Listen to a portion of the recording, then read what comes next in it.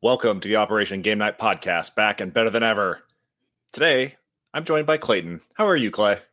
I'm good. I kind of miss our friends. I know. We had the opportunity to just talk with Tiff from tiff.board.games. Yes. And she was amazing. She plays more games than the rest of us combined, so it was awesome to get her perspective on games that are new to her this year. Jared shared a game that he plays with his 2-year-old, 3-year-old. Yep. So yeah, that we're coming off that high, but now it's just the two of us, and we're going to talk publishers that had a killer year this year. Slated. And I want to say, before we get to the publishers, I listen to a lot of like video game podcasts, and there's this weird thing now that's going on where like board gamers are talking about video games and video gamers are talking about board games. And there's this kind of like the Venn diagram is overlapping more and more. It seems like Decision Space just talked about like board or video games that they're liking. And they had like the designer of UFO 50, which is like a collection of smaller video games that are all kind of mashed up in this, like, I don't know, cornucopia of games, like from a fake video game company kind of re-release. It's really cool. UFO 50. And then you had like Jamie Stegmaier talking about Dispatch, which I have been loving. And this Venn diagram is overlapping more and more. And these video game podcasts every year, they do Game of the Year, right? And they talk about all the hot new games that came out this year that they played. And they have the opportunity to play like all of the biggest games that come out every single year because all these big publishers put these huge games out. Stuff like that, unless you are Dice Tower and getting sent every board game that is ever created, it's so hard to do as a creator. Like, you are never going to play all of the hottest games that year because it comes with like a financial burden. It comes with a time burden. And board games are not something that you can just like boot up and learn as you go. Like a video game, like you kind of meet it on its own terms. It teaches you the mechanics, and then you kind of dive in slowly. Like, you are learning by doing. A board game is kind of different, where you have to like read all the rules, and then you have to watch the videos, and you have to like kind of slowly ease yourself into some of those heavier board games. And so we don't get to play all the hottest board games every single year. So it's cool to be able to talk games that are new to us. And I love that. And I think it's cool. And then you get to experience games that came out, 50 plus years ago, and they're new again and exciting to you because they're new. So I really enjoyed that conversation. But we do get to appreciate from afar publishers that have had killer years. So I think that's what we're going to talk about today, is those publishers that have put out awesome games that are getting tons of traction, that people are loving. So Clay, what are your thoughts on publishers this year? Who had a great year? I just want to make a statement about publishers in general before we start. Please. Board games are quite a tactile experience for me. And I would say the publisher of a game might be more important to me than the designer in a lot of cases.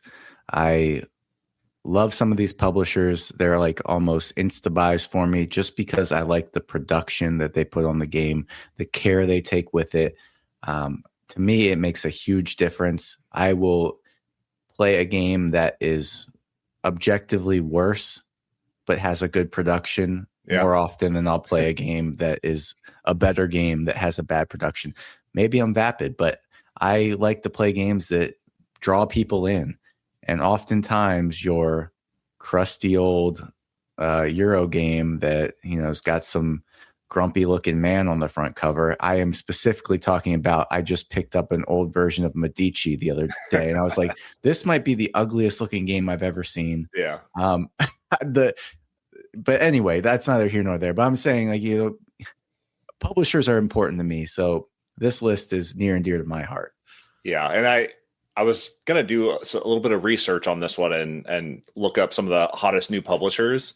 If you go to like Board Game Geek and you do browse publishers, there are 145 pages of publishers that are listed. It's crazy. Like, you could spend all day, multiple days, weeks, years, like clicking through each of these and looking through a board game catalog. And it's hard to pick out those that are like really shining. And it's kind of this interesting dynamic where, like, just like movies, just like or video games, just like all these other mediums, like the ones that throw the money at their productions and the publicity and the advertisement, those are the ones that really get traction overall. And Kickstarter's kind of changed that dynamic a little bit, where like smaller publishers can put stuff out on Kickstarter, but you might not get all the Instagram ads and the Facebook ads and all these other things. You might not be getting the influencers out there publishing or posting about your game. So it's kind of an interesting space for publishers, and a lot of those smaller publications kind of slip by unnoticed, which is really sad. So I think, at least on my list, a lot of these are the big boys, the big publishers, but they put out good productions and they have all the money to throw at problems. So yeah, this is not a disparaging post or podcast about the small guy. Like, go support the little guy, go support the little publisher, and try some of their games, because some of them are great, but they might not have the money to throw at those publications. So Clay, who do you have for your first publisher that had a great year? Listen, if you've listened to the podcast, I love Stonemaier games, and this year was a great year for Stonemaier games, in my humble opinion. The 8-year project by Jamie himself, Vantage, got released. It's been a mixed bag on the review side. A lot of people love it. Some people hate it. Whether you're in either camp, you have to admit it's impressive, and I think it's doing very well. I personally have enjoyed it far more than I ever thought I would enjoy a game like that, so that's to its credit. And then FinSpan came out, I think, in 2025 as well. Yep. And that's been my favorite of the Spaniverse. So I really appreciate that one.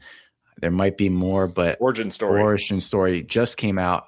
That one I didn't care for as much, but a lot of people are loving it. I saw it in a lot of the Dice Towers top 10 of the year. So if that's your kind of thing, I just didn't care for the special abilities, like trying to keep track of them, but it's a cool game. And Stonemaier Games is a company that I've always appreciated. None of their games are like my favorite game of all time, but like is going to be a theme throughout these publishers. All of their games are games I enjoy and I'm willing to take a flyer on and give a whirl, because I know I listen to Jamie's live streams. I listen to, the intention he puts into his products, and I've just been continuing to enjoy Stonemaier Games throughout 2025.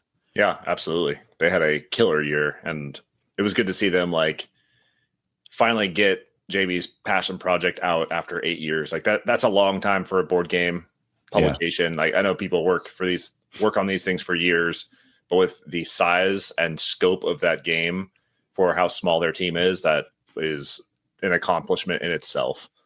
My first one is going to be Chip Theory. Chip Theory had a great year, and I was never really a Chip Theory guy until I finally got Too Many Bones played, but they had a good year. I kind of like looked back.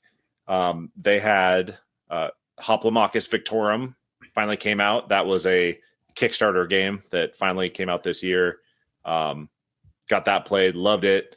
And then they also had Roth, and Roth was like a big one that got a little more traction than Hoplomachus, a little more approachable, a little easier to pick up, a little simpler to understand. But that game is cool too, and I really enjoyed that one. So they don't have 10 publications, but Chip Theory is a pretty small team, and it was cool to see them put out 2 killer games back to back. Yeah, I don't know that I've ever played a single Chip Theory game. Ooh, I might need to fix that. Yeah, Too Many Bones is probably their most popular. That one's always lauded amongst the board game community, and it's so good. Like, you open up that box and you just have this huge treasure trove of dice just staring you at the face, and you can fun. Level up your character. And man, it feels so good to play with those dice. So what else you got? Okay. Big caveat here. I know it's going to seem like I'm rooting for the home team because we just had this guy on the podcast last week. Yep. Nick Murray was on our podcast, but I swear to you, Bitewing Games would have been on my list no matter what. Because I know at the start of this all, I said the production outweighs the design and designer. But when you can marry a nice production with my favorite designer, like Bitewing does, I mean, these guys make a killing on finding crusty old Knizia games and just slapping on a new theme, ramping up the production, and putting that thing out there for an audience that demands a little more from their board games. And I've loved their Cosmic Silos trilogy, Silos, Orbit, Ego. Enjoyed all three of those. They've come out with Gazebo and Gingham. I haven't gotten those yet, but I hear they're doing well. Oh, yeah. Michael at Bearman Plays Games says Gazebo might be one of his favorite games of the year. So, I mean, I think he said that, but maybe I'm putting words in his mouth. He said it might be one of his top games, and I immediately ordered it. Yeah. So, Bitewing, I mean, they're on the rise. I pretty much back anything they do because usually it's got Knizia involved, and I know their production values off the charts. So, yeah, shout out to Bitewing. They're definitely smaller. I mean, goodness gracious, the guys that run it are dentists for their job. So, they're doing this in their free non-dentistry time. It's amazing to see what they're able to do. But, yeah, they're killing it. Yeah. Bitewing is doing awesome stuff. And they were our first giveaway that we ever did for OGN, which we gave away the Ego, Silos, Orbit trilogy. That was really cool to see. My next one is going to be Fantasy Flight. You know I'm a Fantasy Flight boy. You are. You know I'm a fanboy. Yep. And these games are not for everyone. But I think they did something really cool this year that really makes them shine. So Fantasy Flight got caught up in the whole like Asmodee black hole of being absorbed and reshuffled. And Asmodee is such this large corporation that some of these publishers and stuff are getting shifted underneath other companies and disbanded. And there's some weird stuff going on with Asmodee right now. And Fantasy Flight took the opportunity to kind of regroup, regather, and come back in a big way. And a lot of their franchises, they have a lot of like living card games and stuff like that, are coming back in a big way. So Marvel Champions, one of my favorites. They kind of took a break. People the fans were not happy because they're so used to this like kind of recurring episodic releases of characters and expansions and scenario packs and all this stuff. But they kind of took a step back and they came out with the X-Men releases that were all killer. They kind of did a refresh on characters that they had already published, but are like coming back in a new way. Black Panther with Shuri is coming back. Like they kind of restructured a little bit, and then they just released like the X-Men, the Agents of S.H.I.E.L.D., and then they have the Civil War expansion coming out. That stuff is all killer. Got me reinvested in Marvel Champions. Right when I was ready to quit, they pulled me back in. And then they did a cool thing. Arkham Horror, the card game, is a huge franchise for them. It's right up there with Marvel Champions and the Lord of the Rings living card game. They kind of took a step back from that. And now they are, it might be coming out in 2026. So that's a little bit of a caveat. But they are like reintroducing a new starting pack for Arkham Horror, the card game. And it might muddy the waters a little bit, but I think it's like an expand alone, where you can buy this new set and get new investigators and new scenarios and all this stuff. But it's also another jumping in point for people that have never played this game and want to onboard. So I think a lot of that stuff is pretty cool and able to do that under all the turmoil that they've been under through the Asmodee shuffle up. Also, Star Wars, the deck building game, is going strong. They had the Clone Wars release. They're releasing a Mandalorian expansion pack. So yeah, they're coming back in a big way. Fantasy Flight always is great, but they had a killer year considering the tumultuous corporate structuring that they had going on. That is interesting. I did not know all that backstory. Oh yeah, that's awesome to hear that they're still kicking and putting out that good content. You are definitely a Fantasy Flight fanboy. I need to invest more in these publishers you speak of, because what did I play from Fantasy Flight? Did they make Outer Rim? They did make Outer Rim, yeah. Okay. They definitely have a vibe to their games. Like, I played that. It's got the insert that's like a big valley. You know what I'm talking about? It's like two big cardboard usually humps. Usually they have like some weird organizers that they throw in there. Sometimes they're like the plastic with Marvel Champions, and sometimes they're just like the big cardboard valley with all the cards sitting in the middle. And they have like big either living card games or strategic card games like your Outer Rim. So some of that stuff is really unique and really cool. And they take IPs that people love and they make them into great mechanics that play really well. So awesome. Yeah, my next one is going to come with another caveat. I do nothing without prefacing it. Journalistic integrity here. So Paul Solomon is a fan of the show, or not a fan of the show. I don't think he's a fan of the show, but he's a friend of the show. And we're a fan of Paul Solomon. That's right. And he came on our show before Gamehead had released any games at all. They were just making playmats, by my understanding. And then they wanted to get into the board gaming space. So Paul Solomon came on as creative director for that. And they released their first wave of games in 2025. Trinket Trove being the flagship, one of those. And it has been doing really well. They came out with 6 games. It was like Trinket Trove, Venture Angels, Foolish Fool, First Class Letters, No Loose Ends, and Corgi Pile Up. Yes. All like little light family games. They have like a thinky line that's still approachable. And then they have like a casual line, and then they have a party line.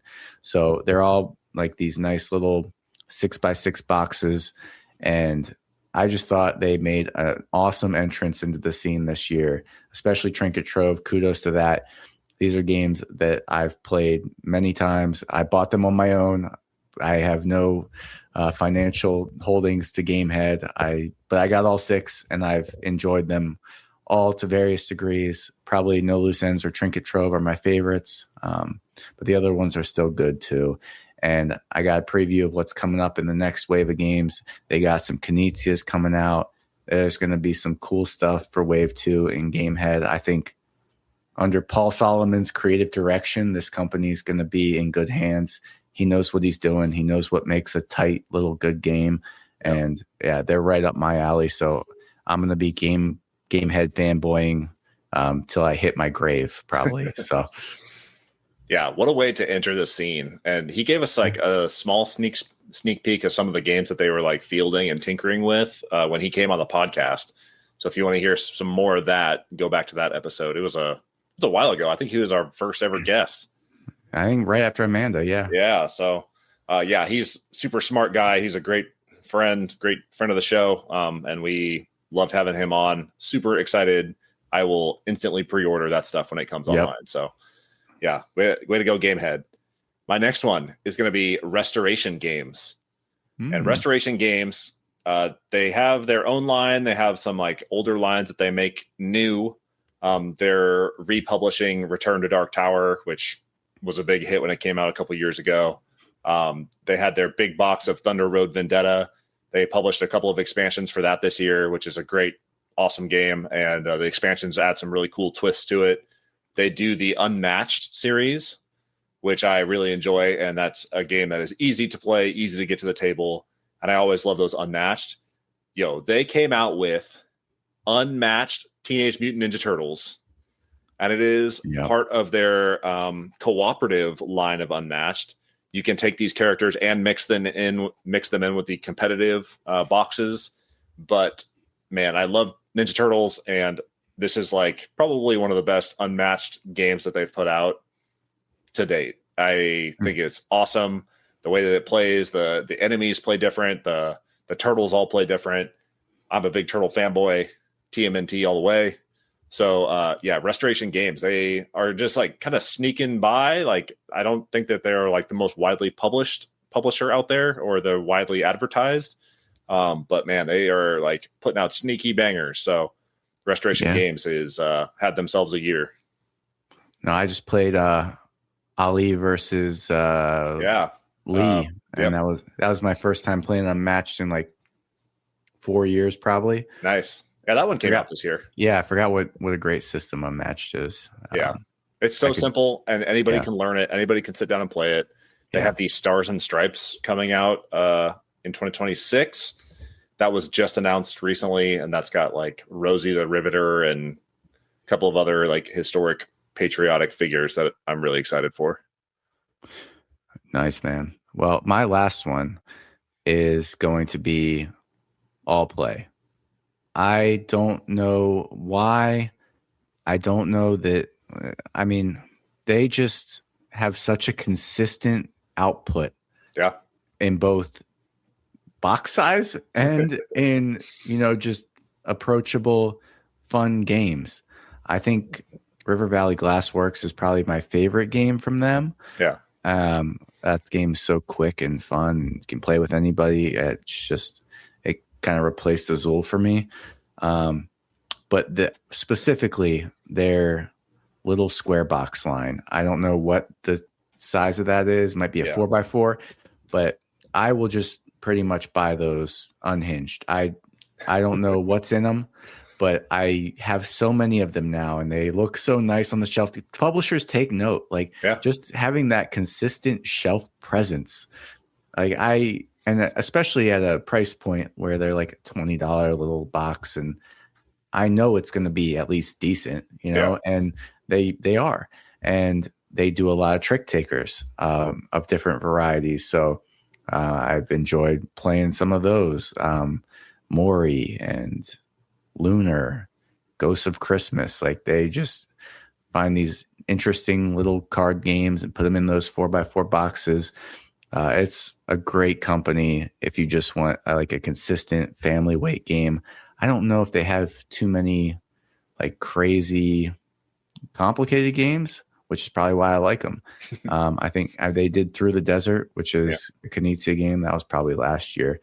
But this year, probably their biggest hit for this podcast was Ruins by John D. Clare. We loved that. Again, just another little card game in a 4x4 box, nice production. All play. And then they got their teeny weeny box line now. Slambo. Where they're just like $10 little card games. And again, I don't, at $10 with a nice cover on it and from a company I trust, it's just like an instant buy. I'm like Soda Jerk. Don't know anything about it. I like the art, and it's $10, and it's going to look nice next to all my other All Play stuff. So All Play's a publisher that is just a hit for me.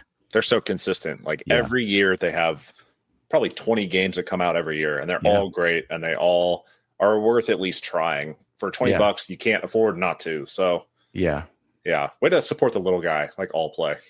I mean, all of these companies are relatively little compared to a Hasbro. Yeah, for sure. Well, we had very similar lists. I had Gamehead, I had Bitewing, I had Stonemaier, and I had All Play on my list. Wow, I was going to say, man, I was like, holy cow, we didn't cross over at all. That's wild. The last one I'm going to shout out is 25th Century Games, because they have been digging up old games and giving them new life, kind of similar to Bitewing. Yeah. But they are importing games that don't get wide publications here in America, and they publish them here via Kickstarter, and they import just enough. And I love that they are making those older games that are inaccessible accessible here in the States and accessible to those that may have tried them or found them online or something, and making them a reasonable price point and available to the public. So I honestly can't shout out any of their games off the top of my head that came out this year, but they are constantly putting out awesome stuff. And I that's a publisher that kind of snuck up on me a little bit, is 25th Century. And man, they all their games are highly produced, and all you gotta do is invoke Ra. And everybody knows what you're talking about now. Yeah. They did Ra. They did it right. Yep. And that I think they re-released that one this year too. Was the Pharaoh edition, Gold edition, or whatever. That might have been 2024, but I think they did it again this year because they sold out so quickly. So stuff like that. They're just giving it new life, and you have to give it up for publishers that are making those old board games new again. Yeah. Because board games used to look like crap. And now they look pretty good. Yeah. For the most part, they look pretty good. Pieces of art. Yeah. I love it. Did we do it? We did it. We did it. All right. That has been our publishers that had a killer year. I have been Travis. Oh, Clayton. One more. And this might honestly should have been the first one, top of mind. CMYK Games. Yeah, that was on my list too. Dang, they crushed it. Yeah. Magical Athlete, Hot Streak, winners. I Yeah. know the magenta line has been kind of a sore subject for some people. I like that. I just re-upped my no thanks. I had the old nasty looking no thanks version. Yeah. I just got the magenta no thanks leveled up. All right. I want to get all their magenta boxes and sit them next to each other on the shelf. It looks awesome. I mean, Wilmot's Warehouse is so unique. I mean, there it is. Yeah. They put out games that are fun for the family, are a riot. I mean, just right in the weight class that I'm loving games right now. And their production is top notch.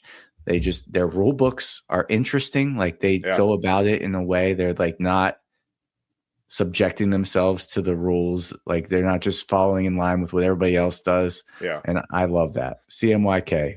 I can't believe I almost forgot. That was literally the top of my list. And when I wrote down my publishers, that was the first one that came to mind. So wow. Well done. I think we did a pretty comprehensive look at all the publishers that did pretty good stuff this year. So yeah, let's sign off. I have been Travis. He has been Clay. This has been Operation Game Night, and we're out.